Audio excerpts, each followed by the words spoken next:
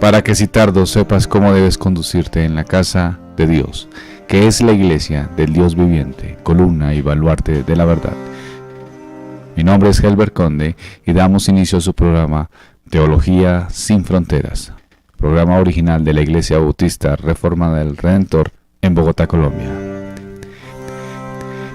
Hoy, el profesor y candidato a doctor en Historia de la Iglesia Cristiana, Joel Zarman, analizará el capítulo 5 de la Confesión de Fe de Londres de 1689, de la Divina Providencia. Iniciamos con los párrafos del 1 al 3, buscando responder, entre otras, las siguientes preguntas. ¿Qué es la providencia? ¿Qué exactamente es lo que dirige Dios? ¿Qué necesita dirección? Sean todos bienvenidos.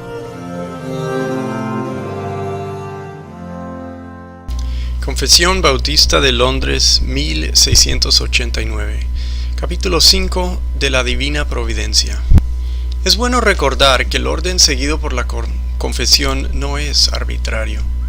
El orden que vemos viene de la Confesión de Westminster y los capítulos tienen una secuencia detrás de la cual hay una intención.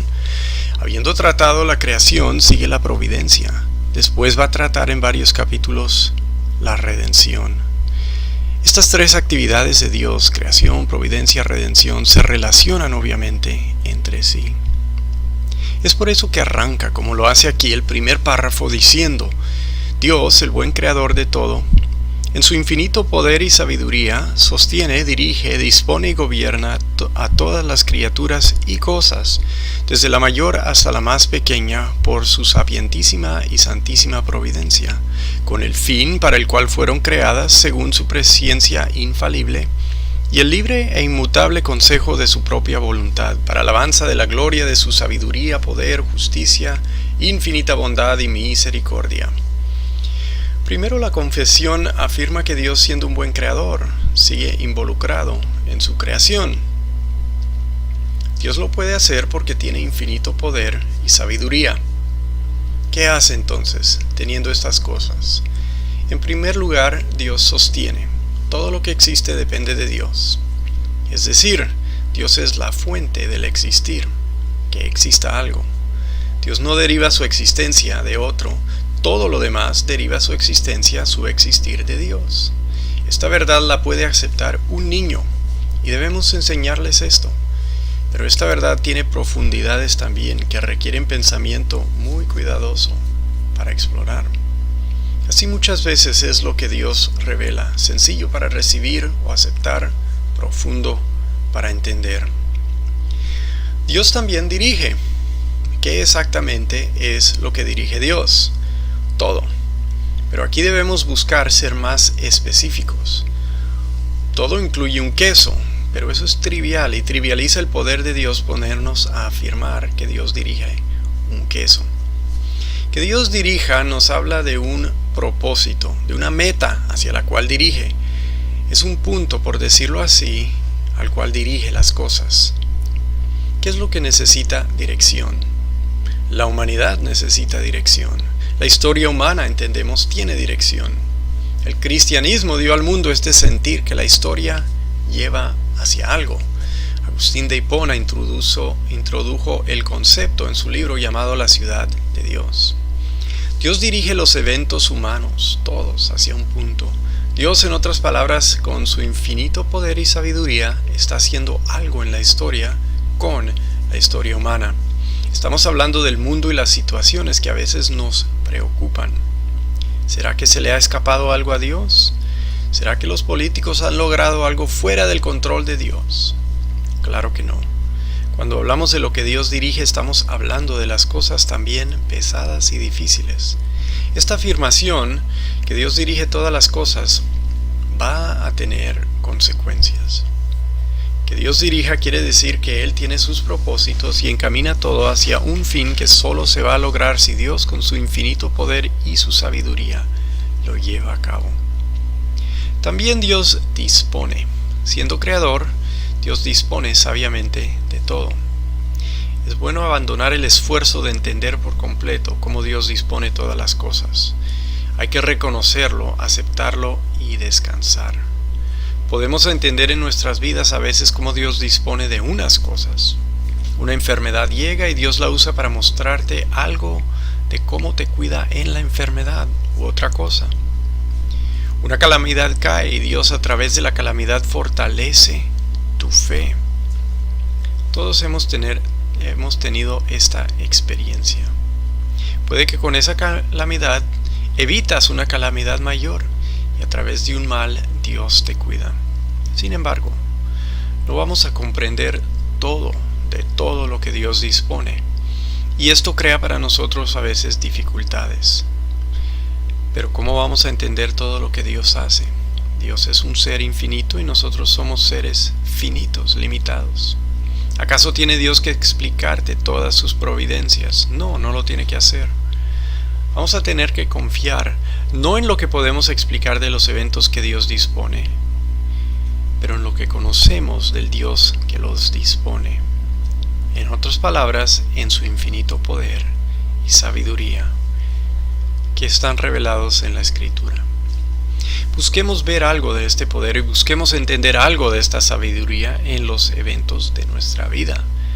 Dios no nos explica cómo entender todo lo que Él entiende, pero Dios sí nos da suficiente para descansar en Él.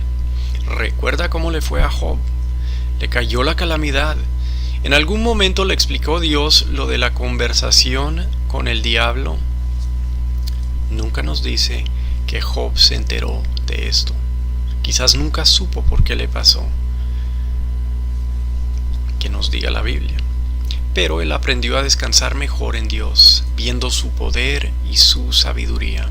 Job sufrió quizás para ser útil en nuestras vidas, sin que jamás él lo supiera. Suframos igual.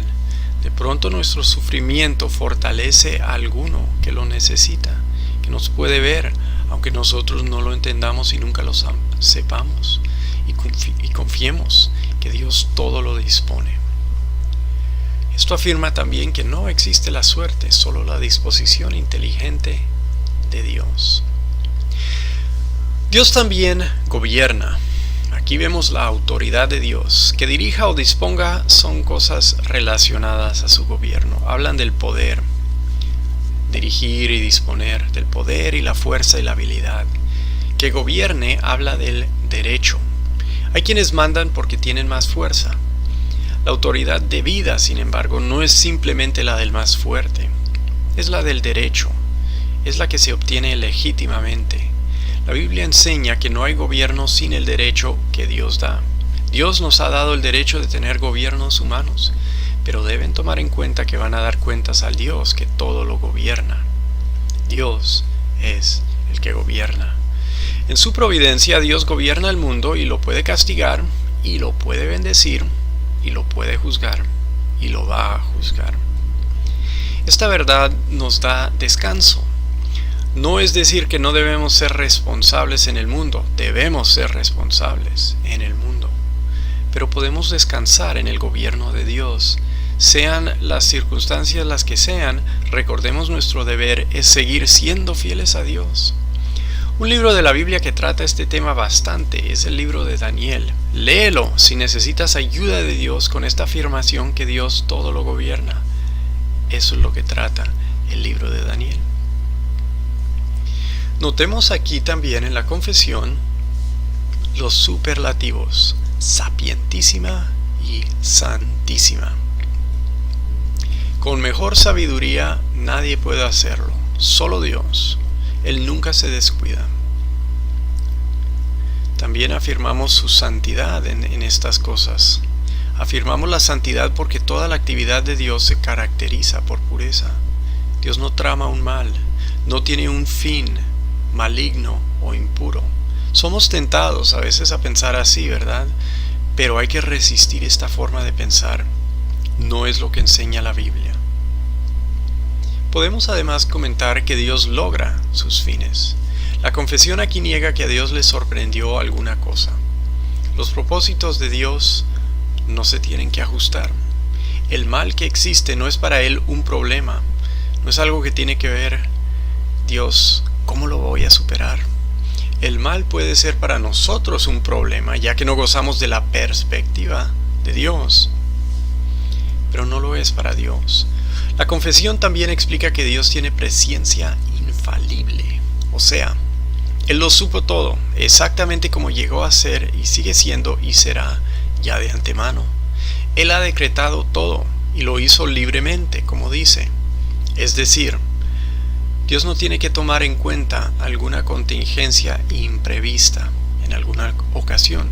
Nada sorprende a Dios. Podemos decirlo porque sabemos que Dios nunca aprende algo. Dios no investiga. No tiene por qué enterarse. Él lo sabe todo. Él decreta y determina todo. Y todo esto es coherente con lo demás que dice la confesión. Si parece a veces que me repito, es porque se entreteje toda esta doctrina. Por esta razón, la doctrina hay que tomarla de la Biblia. La Biblia no se contradice. Entonces la sana doctrina es coherente, se puede sistematizar y se respalda así, repitiéndose a veces cuando se dice algo que se relaciona con otra parte. En el capítulo anterior, el tercero creo, tratamos el decreto eterno. Esto es el plan de Dios en la eternidad. Este capítulo trata la providencia y ese es el plan de Dios desarrollado en el tiempo. Si el decreto es eterno, la providencia es el decreto en el tiempo. El párrafo primero del capítulo 5 concluye con la razón. ¿Por qué ejerce Dios su providencia de la creación? Para alabanza de la gloria de su sabiduría, poder, justicia e infinita bondad y misericordia. Para manifestarnos su carácter. Dios es sabio, todopoderoso, justo, bondadoso y misericordioso. Estas son algunas de sus perfecciones. Él lo hace para hacer evidente sus perfecciones a sus criaturas. Dios tiene cuidado de su creación, con el resultado que ellas le alaben con gozo y asombro. Por eso, aunque no comprendamos todo, buscamos aceptar, premiar y en lo posible entender algo de estas cosas. Ninguno que va a Dios con sinceras preguntas será rechazado. Algo entenderás. Recuerda a Job. Él no obtuvo una explicación. Nunca nos dice que supo por qué le pasó todo el mal que le cayó. Pero él sí pudo crecer en su conocimiento de Dios. Sigue la confesión con un párrafo algo complejo. Capítulo 5 y párrafo 2. Aunque en relación con la presciencia y el decreto de Dios, la causa primera, todas las cosas suceden inmutablemente e infaliblemente, de modo que nada ocurre a nadie por azar o sin providencia. Sin embargo, por la misma providencia las ordena de manera que ocurran según la naturaleza de las causas secundarias, ya sea necesaria, libre o contingentemente. Cuando creemos que Dios decreta todo y está involucrado en todo lo que sucede, surge el problema de la relación entre Dios, o lo sobrenatural, y la naturaleza, lo natural. ¿Será que la intervención divina es un continuo milagro y que es profano llegar a la naturaleza como lo hace la ciencia? ¿Cómo se relaciona lo que hace Dios, que es sobrenatural porque Dios no es parte de la naturaleza, con los procesos que Él ha creado en ella? Aquí estamos tratando esta relación en este párrafo. Leámoslo de nuevo. Aunque en relación con la presciencia y el decreto de Dios, la causa primera, todas las cosas suceden inmutable e infaliblemente, de modo que nada ocurre a nadie por azar o sin su providencia. Sin embargo, por la misma providencia, Dios las ordena de manera que ocurran según la naturaleza de las causas secundarias, ya sea necesaria, libre o contingentemente. Es por estas causas secundarias, causas que podemos nosotros investigar, que tenemos lo que hoy llamamos la investigación científica. La época moderna comienza con un cambio cosmológico. El universo de la antigüedad fue uno movido por seres vivientes en la concepción humana. Por eso tenían dioses del río, tenían hadas, todos esos seres más que humanos que poblaban el universo entero. Era un mundo movido por inteligencias o seres que conducían los planetas, infunden su deseo a las plantas, controlan el clima. La Biblia no niega ese universo poblado. sino que lo pone todo bajo el control de Dios. De dos maneras: o atribuye estos poderes directamente a Dios, o sea, por ejemplo, Jehová trae la tormenta, no Baal. Baal era un dios de tormentas y de lluvia y de todo ese fenómeno. La Biblia dice, no es Baal que trae la tormenta, es Jehová que trae la tormenta, ¿sí? Entonces atribuye directamente esos poderes a Dios. O a veces lo que hace es pone ángeles y seres vivientes en el lugar de los dioses y las hadas, como lo hace Apocalipsis. Tenemos ángeles que están aquí haciendo cosas, los seres vivientes, todas esas criaturas, ¿sí? Que no son Dios, pero que parece que en la naturaleza sirven a Dios haciendo cosas con los ríos y todo eso. O sea, admite intermediarios, pero Dios está encargado de ellos. En las edades medias, hasta se llegan a bautizar a esos dioses menores, paganos y locales. Viene un monje, por ejemplo, un misionero, y reemplaza al demonio que adoraban en esa colina y se vuelve el santo de esa región. O sea, el cristianismo medieval tiene este mismo universo poblado, pero a veces cambia la jerarquía del paganismo y pone una jerarquía que se supone responde a Dios.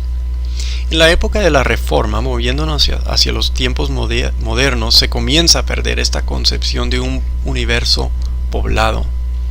En el Renacimiento, un fenómeno de los pensadores platónicos es el concepto de una máquina hecha por Dios, calculado con geometría, con matemáticas, una máquina de fuerzas mecánicas y matemáticas reemplaza ese universo poblado. Esta es la cosmología de Newton y Galileo y la revolución científica.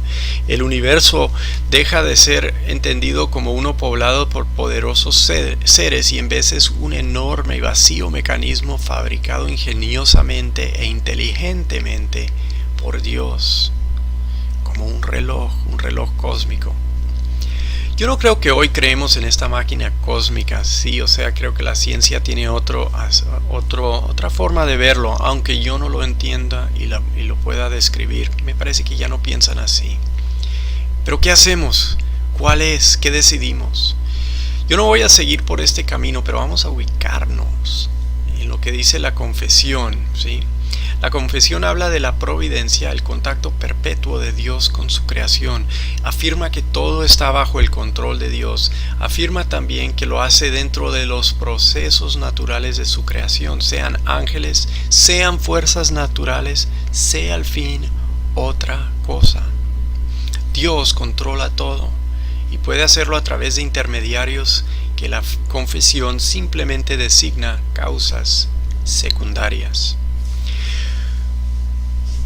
¿Cuál sería un ejemplo particular de lo que está diciendo en este párrafo la confesión?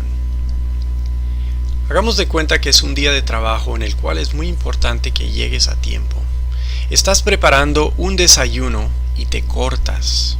Es bastante grave la herida, estás sangrando demasiado, no se puede detener fácilmente. Ay no, dices, ¿por qué me tuvo que ocurrir esto hoy? Ni modo. Tienes que lavar la herida, vendarla con cuidado y la verdad pierdes mucho tiempo con todo eso. Sales al fin corriendo y ves pasar tu bus que se va sin ti. No tienes para el taxi. Es el último bus que te hubiese llevado a tiempo y ahí se va. Frustrado corres tras el bus en vano, pero se aleja. Como en estas ocasiones suele ocurrir, le va bien con todos los semáforos, todos verdes, se va rapidito el conductor. Allá va por la calle y ahí estás tú, lleno de rabia y angustia y todo lo que uno siente cuando parece que el universo le está castigando injustamente. Porque es muy importante para ti llegar a tiempo al trabajo, especialmente hoy. ¿Por qué te tenías que cortar? Y ahora esto ocurre.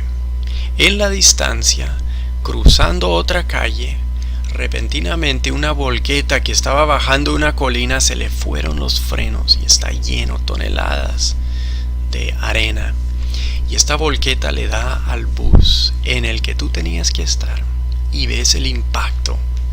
vuelan pedacitos de vidrio, te llega un tremendo sonido durísimo cuando golpea la volqueta al bus y lo aplasta, y toda la parte delantera del bus la rompe, hasta tumba el bus, y es tremendo el accidente, y tú sabes que ya dentro de ese bus hay muertos y graves heridas.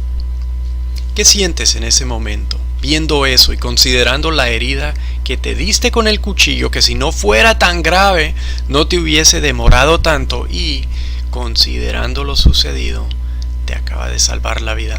¿Qué es lo que sientes en ese momento? Tú sientes que alguien te cuidó, te causó un daño grave, pero menor, para evitar la muerte. Si no das en ese momento gracias a Dios, sería muy extraño. Yo creo que hasta un ateo sentiría en ese momento algo de gratitud a Dios, porque se sabe que se salvó. Esos momentos, un momento así nos da claridad, corroboran lo que dice la confesión, cuando dice: aunque en relación con la presciencia y el decreto de Dios, la causa primera, todas las cosas suceden inmutable e infaliblemente, de modo que nada ocurre a nadie por azar o sin su providencia. Sin embargo, por la misma providencia, las ordena de manera que ocurran según la naturaleza de las causas secundarias, ya sea necesaria, libre o contingentemente. ¿Qué son esas causas secundarias? Ahí dice que son necesarias, libres y contingentes. Necesarias, causas secundarias necesarias son, por ejemplo, que salga el sol, la fuerza de la gravedad. Son cosas con las que Dios nos deja contar, siempre ocurren. Son leyes de la naturaleza, por decirlo así. Son causas necesarias. Causas libres, secundarias libres, son por la decisión, por ejemplo, que tomaste de desayunar una fruta y partirla con un cuchillo. O la decisión libre de los hermanos de José de venderlo como esclavo, que Dios usó para cuidarlos de la hambre a ellos mismos. Ellos tomaron la decisión libremente: vamos a vender a José en esclavitud. Esa es una causa secundaria libre. La tercera es la causa secundaria contingente. Contingente obviamente es que dependa de otra cosa. Ya no puedes salir como lo planeabas porque estás sangrando. Que salgas dependes de vendar la herida. Son cosas contingentes, y una vez haces todo eso, sales tarde. Pero así Dios lo hace para preservar tu vida. O que alguien muera en una batalla, depende que se lleve a cabo la batalla, que luchen, que la espada o la bala lo traspase. Esas son causas contingentes que Dios usa. Causas secundarias. Así, continuando, dice el tercer párrafo del 5º capítulo de la confesión: Dios, en su providencia ordinaria, hace uso de medios, sin embargo tiene la libertad de obrar sin ellos, por encima de ellos y contra ellos, según le plazca. Esto es sencillo. ¿Tiene que usar Dios medios? ¿Le toca usar causas secundarias? No afirmamos eso. ¿Está limitado en forma que no puede en realidad usar milagros en cualquier momento nuestro Dios? No, jamás. En cualquier momento Él hace lo que Él quiere. Pero Dios usa medios. ¿Y por qué usa medios? Porque le gusta usar medios. Dios, después de todo, los creó. Los procesos ordinarios de la creación son buenos. Dios los aprueba. Él vio todo lo que hizo y que dijo: esto está muy bueno. Estas también manifiestan su gloria. ¿Cómo las va a despreciar Dios? Dios las usa porque tienen su propósito. Son buenas, manifiestan su gloria. Esto abarca, por ejemplo, medios, podemos decir, usar el ámbito de la medicina para ilustrarlo. Aprendamos cómo son los procesos naturales de la medicina. Seamos como médicos. Medios que Dios usa para sanar, para curar a otras personas.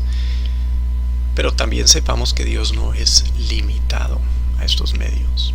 El medio ordinario es el que Dios suele usar más. Mira el asombro que siente uno en el ejemplo que acabamos de hacer, la gratitud de que uno se cortó, como cualquiera lo puede hacer, pero a través de ese medio ordinario Dios le preservó la vida. Dios usa medios ordinarios y parece que a Él